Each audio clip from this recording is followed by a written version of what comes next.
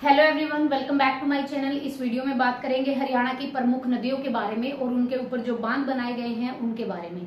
आपके यहाँ से मैक्सिमम 50 to 60 क्वेश्चन तैयार हो जाएंगे और जितना मैंने बोर्ड पे लिखा है यकीन मानिए उससे एक्स्ट्रा कुछ भी नहीं बचेगा।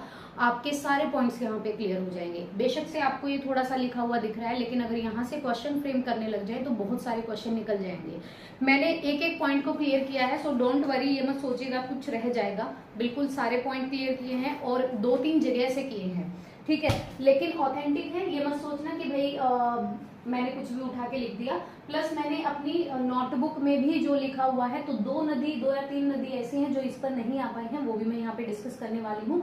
और ये पढ़ेंगे हम हरियाणा की नदियां और उनके ऊपर बने हुए बांध। ऑब्वियसली क्वेश्चन आता है हरियाणा जीके से कि किसी नदी का नाम उठा के पूछ लेंगे, इस नदी को किस नाम से जाना जाता था, या फिर इस नदी की लंबाई कितनी है, दूरी कितनी है, सबसे ज्यादा जो दूरी तय करने वाली नदी कौन सी है जो हरियाणा के अंदर है, कहाँ से निकलती है और कहाँ पे जाके विलुप्त हो जाती है, इसके ऊपर कौन से बांध बनाए गए हैं, कौन सी परियोजना लाई गई है, वो सब इस वीडियो में डिस्कस करेंगे। So welcome to all of you on my channel and start the video now. सबसे पहले मैं बात करूंगी यमुना नदी की।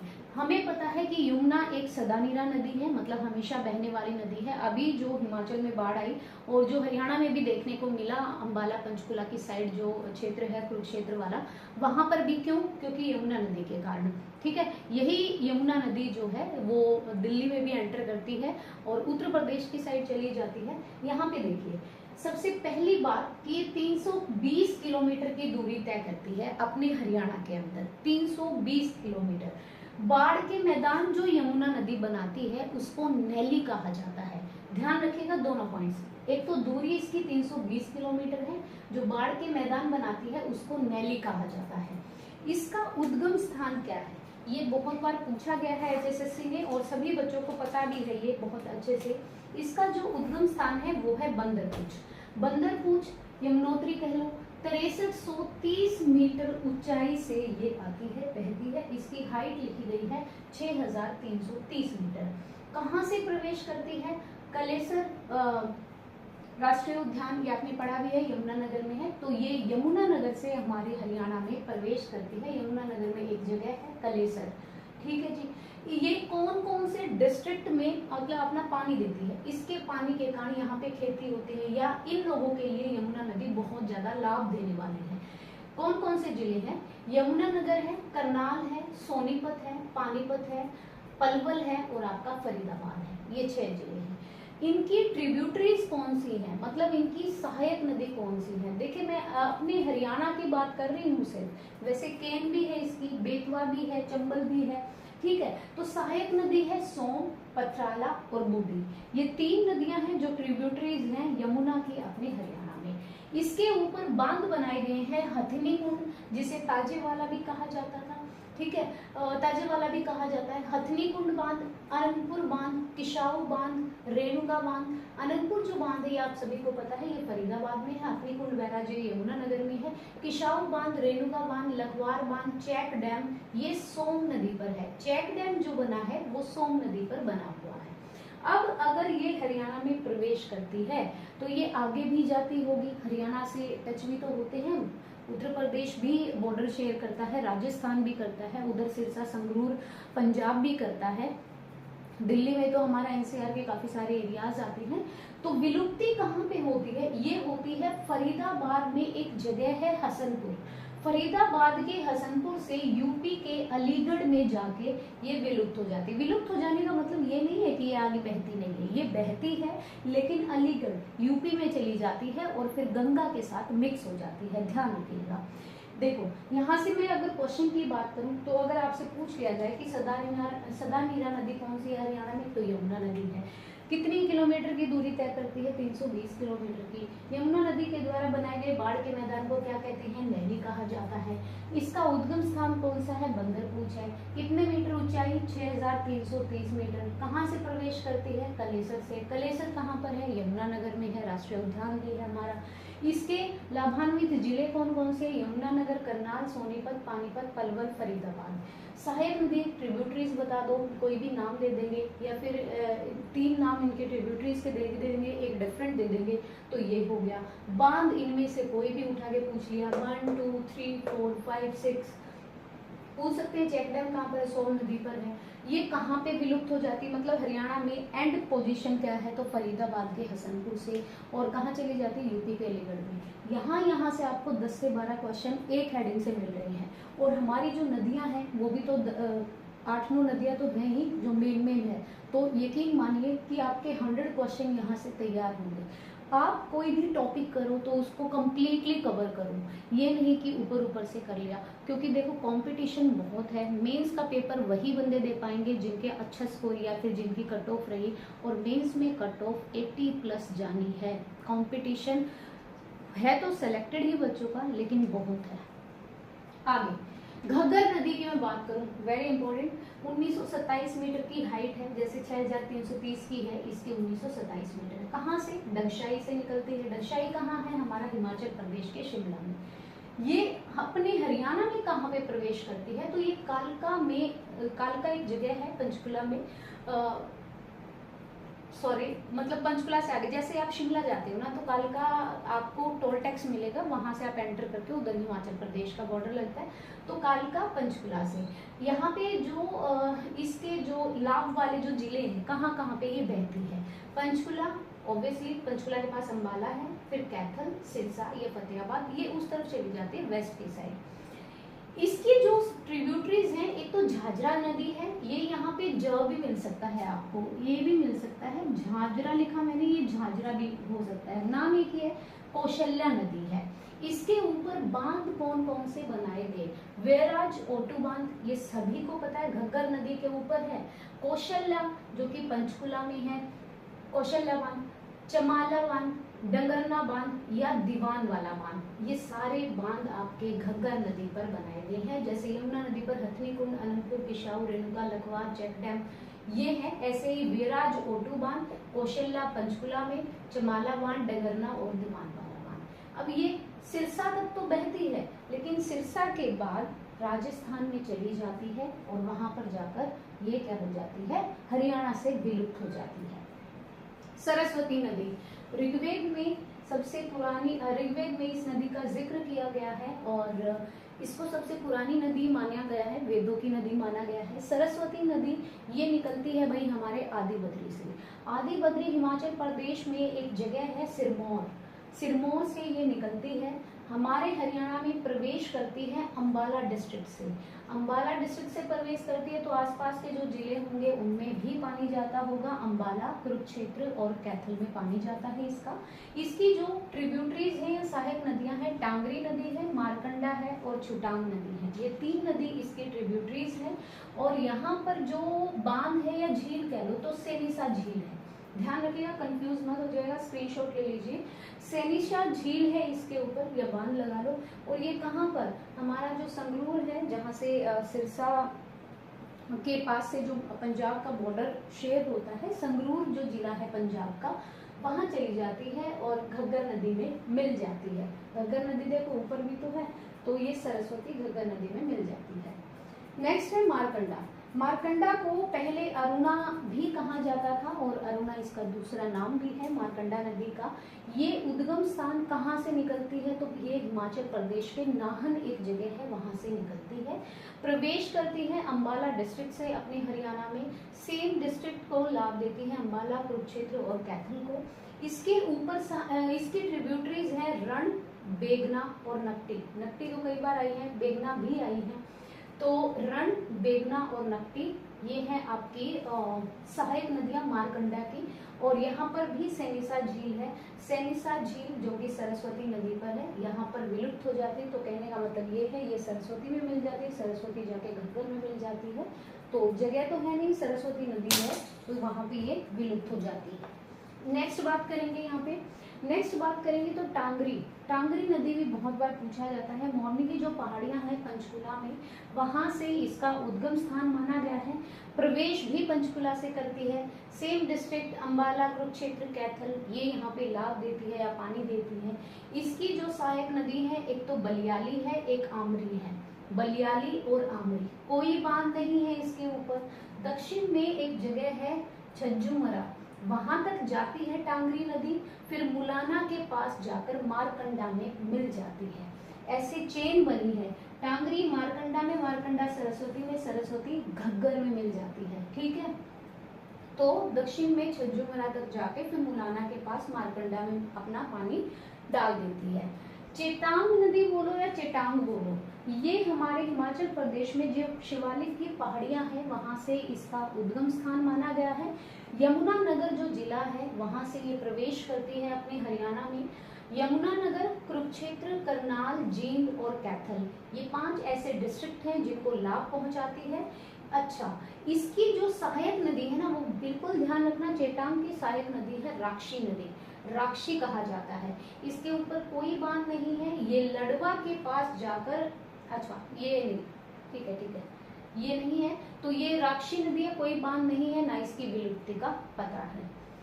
राक्षी नदी की अगर मैं बात करूं तो ये यमुनानगर में एक जगह है शाहपुर, वहां से उद्गम स्थान है इसका, और प्रवेश भी वहीं से करती है ऑब्वियसली यमुनानगर से, और इसका जो लाभान्वित जिला है वो यमुनानगर ही है। राक्षी कहाँ जाती है, विलुप्त कहाँ हो जाती है, कोई बांध नहीं है इसके ऊपर, ना इसकी कोई ट्रिब्यूटरीज है, ऑब्वियसली यही चेतांग की ट्रिब्यूटरीज है। तो लड़वा के पास जाकर, जो लड़वा एक जगह है, और चेतांग नदी में अपना पानी डाल देती है, इसको राक्षी नदी बोला जाता है। ठीक है, तो ध्यान रखना, राक्षी जो है वो चेतांग की ट्रिब्यूटरीज है, यमुनानगर से, शाहपुर से उद्गम स्थान है, यमुनानगर में ही लाभ देती है, और लड़वा के पास जाकर चेतांग में अपना पानी गिरा लेती है। नेक्स्ट अगर मैं बात करूं साहिबी नदी की, थोड़ी इंपॉर्टेंट है और मैं ऊपर से इरेज कर रही हूँ, आप एक बार स्क्रीनशॉट ले सकते हैं ताकि मैं इरेज कर लूँ। 1-2 नदी और हैं वो मैं बताने वाली हूँ, मैं यहाँ से कर देती हूँ।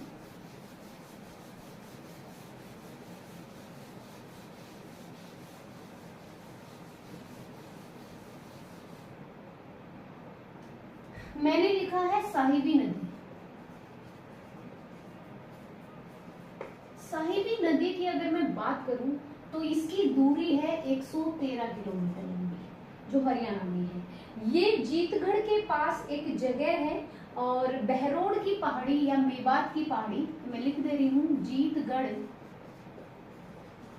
के पास, या तो आप बहरोड़ की पहाड़ी या फिर मेवात की पहाड़ी, यहां से उद्गम है, इसका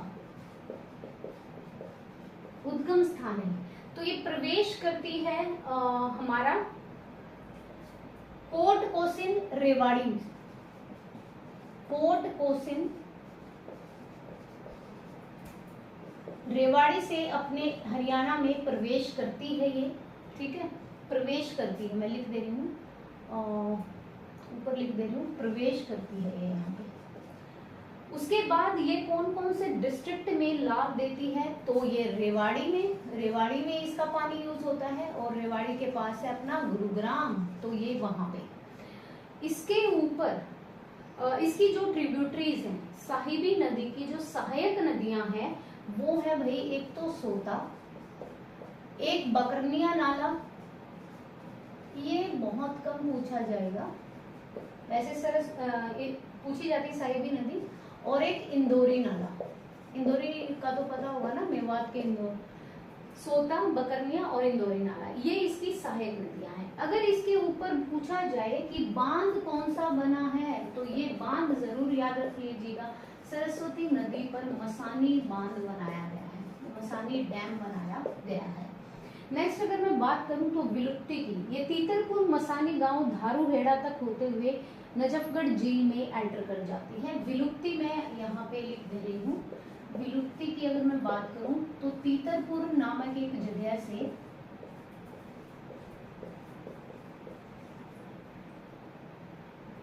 मसानी गांव, धारूहेड़ा, मसानी गांव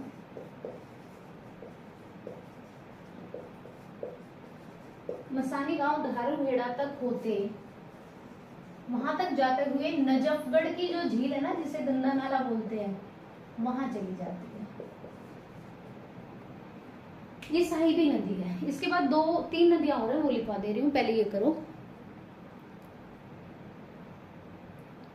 सरस्वती नदी का हो गया है ऊपर, सॉरी साहिबी नदी, ये मैं इरेज कर रही हूँ नीचे से। इसके बाद अगर आपने पहले भी नदियां पढ़ी हैं और फिर ये पढ़ रहे हो तो रिवीजन हो जाएगी, और कोई पॉइंट अगर छूट गया हो तो उसकी भी रिवीजन हो जाएगी। अदरवाइज नहीं पढ़ी है तो पढ़ना भी मत, क्योंकि मैंने सारे पॉइंट्स को क्लियर किया, सारे पॉइंट्स को इन्वॉल्व किया है इनमें, और ये मैंने लिखा हुआ है अपना। तो इसके बाद जो नदी है वो है इंदौरी नदी। ये कई बार पूछी भी गई है इंदौरी नदी, तो मैं बता देती हूँ। सबसे पहले जो उद्गम है इसका, वो नुहू हमारा जो मेवात है उसकी पहाड़ियों से ये उद्गम है। प्रवेश कहां से करती है? ऑब्वियसली मेवात से प्रवेश करेगी। हरियाणा में मेवात जगह से प्रवेश करेगी।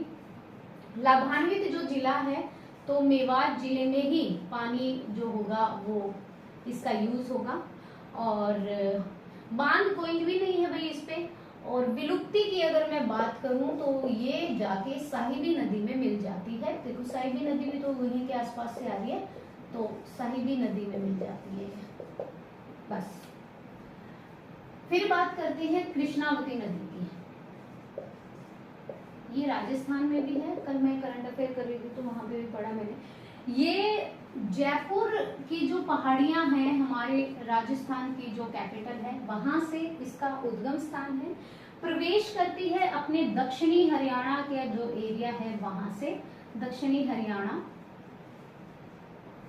महेंद्रगढ़ वाली जगह, चरखी दादरी ये। और लाभान्वित जो जिला है तो रेवाड़ी और झज्जर, रेवाड़ी ही लिख देना अगर आपसे पूछा जाए, वैसे दक्षिण हरियाणा से प्रवेश करती है। कोई बांध नहीं है। बहरोड नाले में जाके, जो हमने देखो ऊपर भी पढ़ा, बहरोड जीतगढ़ के पास बहरोड मेवात ये वाला, तो बहरोड नाले में जाके मिल जाती है। वो ऊपर वाली नजफगढ़ नाले में जो साइड भी थी।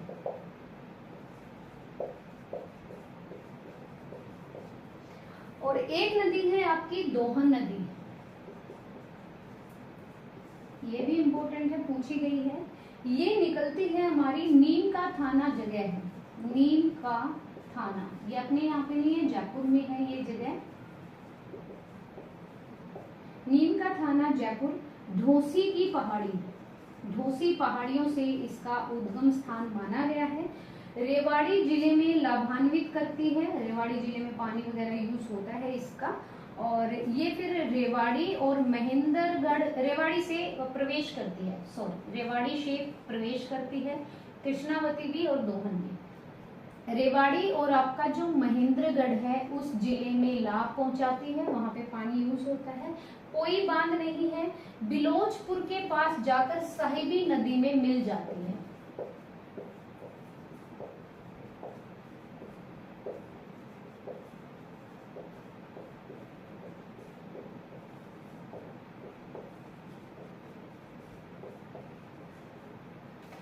डन, सारी नदियां हो गई भाई। मैं ऊपर से एक बार क्लियर कर देती हूँ। साहिबी नदी 113 किलोमीटर की दूरी तय करती है। जीतगढ़ के पास बहरोड या मेवात की पहाड़ियों से उद्गम स्थान है। पोर्ट कोसिन रेवाड़ी में से प्रवेश करती है। हरियाणा में रेवाड़ी और गुरुग्राम नामक 2 जिलों को लाभ पहुंचाती है। सोता, बकरनिया नाला और इंदौरी नाला, ये इसका वहां पे जाके क्या होती है, गिर जाती है। और सॉरी, ये इसकी वो है ट्रिब्यूटरी, सहायक नदी, ठीक है। नेक्स्ट विलुप्ति अगर मैं पूछूं साहिबी नदी की, तो तीतरपुर जगह से जाकर मसानी जो गांव है, धारूहेड़ा तक होते हुए नजफगढ़ झील में जाकर अपना पानी डाल देती है, ये साहिबी नदी है। इंदौरी नदी का जो उद्गम स्थान है वो नुहू मेवात की पहाड़ियों से है। मेवात से अपने हरियाणा में एंटर करती है, मेवात जिले में लाभ पहुंचाती है और साहिबी नदी में जाके विलुप्त हो जाती है। कृष्णावती नदी की बात करूं तो जयपुर राजस्थान से उद्गम स्थान माना गया है, दक्षिण हरियाणा से हरियाणा में प्रवेश करती है।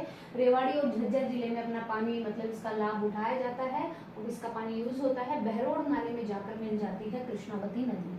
फिर दोहन की बात करें तो नीमका थाना जयपुर और ढौसी की पहाड़ी जो जगह है वहां से ये उद्गम स्थान माना गया है। रेवाड़ी से प्रवेश करती है हरियाणा में, रेवाड़ी महेंद्रगढ़ में लाभ देती है, बिलोचपुर के पास जाकर साहिबी नदी में मिल जाती है। इन नदियों को कर लेना।